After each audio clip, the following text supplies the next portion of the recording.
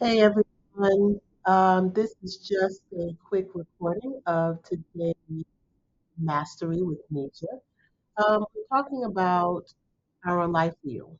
Um, when we are preparing or going through life, sometimes it's necessary that we stop and evaluate areas of our life to get a better picture of where we are successful and where we are falling short. So this is just a self-evaluation exercise.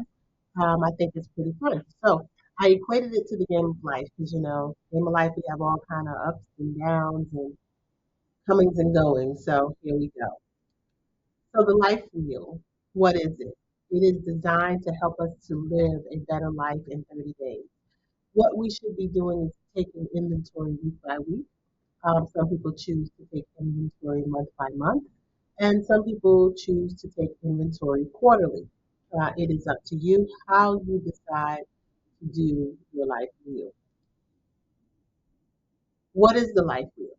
So the life wheel is basically a tool that gives you a snapshot of how you're doing in your life right now. Okay, it is today's snapshot of your life. The wheel is divided into four segments of your life, and there's different variations of the wheel. I like to use this wheel that has the spirituality on there because that is a big part of my life. But there is also another wheel that has 10 segments that we're going to talk about. You can change those segments, but there are some segments that will always remain the same. Each segment comes with a scale from 0 to 10, and that is where you rate how well you're doing in a particular area right now. So after you rate yourself in each area, you are to mark out your scores on the wheel, and then we're going to do something that might connect the dots. So I'll guide you through that when we get there. You will connect the dots when we get there, and you will have like a web-like diagram that gives you a visual representation of how you're doing in your life. The life wheel also allows you to spot gaps, where you're falling short, where you can improve, to intervene before it's too late, to get balance. So let's look at what the life wheel offers for us. Now, there are 10 categories that we're going to look at: career and studies, finance, health, social, family, love, recreation, contribution, fulfillment, and self. If you don't have a life wheel in front of you, you can draw a circle and you can diagram it like the page we saw previously and put up these categories and do it that way. Or you can just write it out on a scorecard like this if this is good for you. I prefer visual. So each person will do a life wheel and use it to mark their progress. You will set yourself a 5-minute timer, or if you need longer, maybe a 10-minute timer, so that you can rate each segment on the scale from 0 to 10. Now, while you're doing this, focus on your life, not what someone else brings to your life. It is what you are contributing to your own life wheel. When your timer ends, you will have the opportunity to evaluate your life wheel and you will look at where you could improve or where you're just knocking it out of the park. And then you want to write, why did you rate yourself the score that you did? Okay. So this is really more of a self-reflection. This is a get real with ourselves moment. And it helps to bring balance to our situation. So when we talked about doing your life wheel, some people chose to do it in color by shading it in. Some people chose to put a dot on the line that um, correlates with the specific topic or category. Once you've done that and you've given yourself that time, you will connect the dots as you see here in this sample. It leads you to a specific shape. The first shape we're going to talk about is the constricted web. Okay? This constricted web tells us a lot about ourselves, right? But I want you to be honest with the constricted web. The constricted web means that there are many areas in which you need to improve. Okay?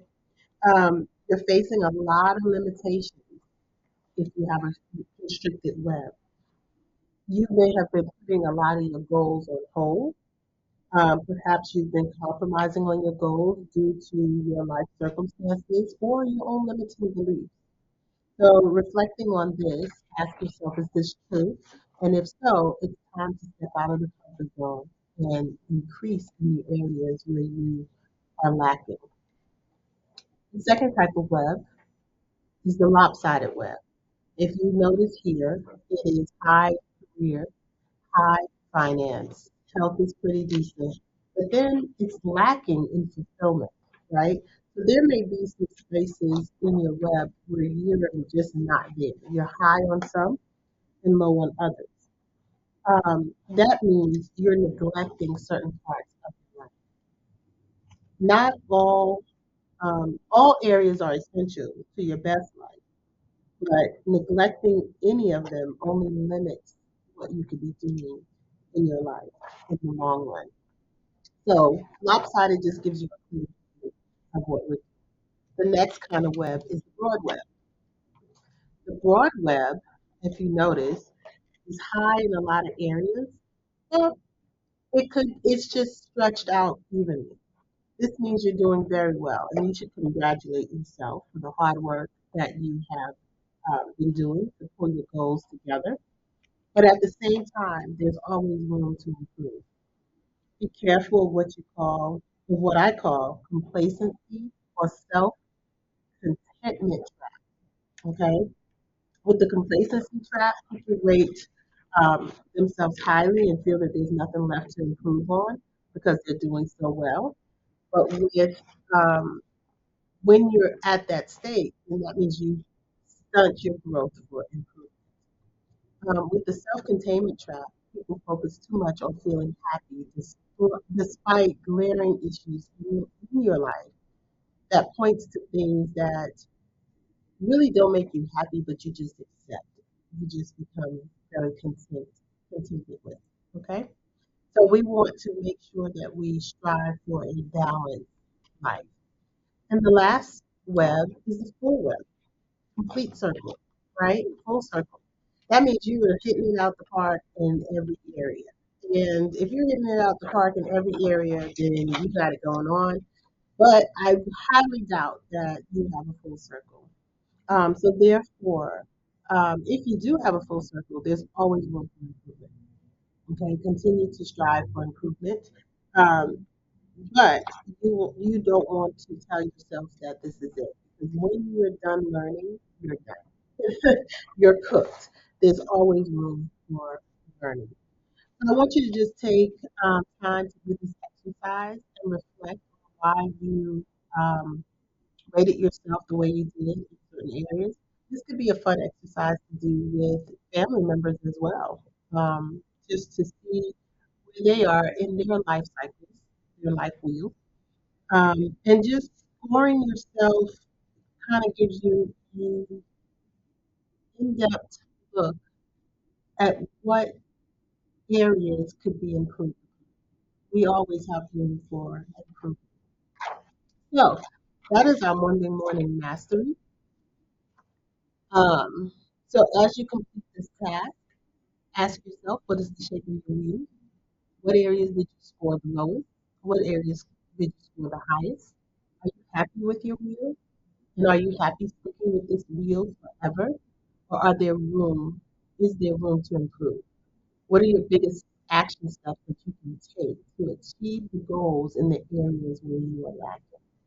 So I appreciate you taking this time, whether in person or here on this digital recap of our Monday morning mastery. And I'd like to know how you all did. So thank you so much. Hope you enjoyed the presentation. And I'll be looking forward to hear about your life cycle. Thank you.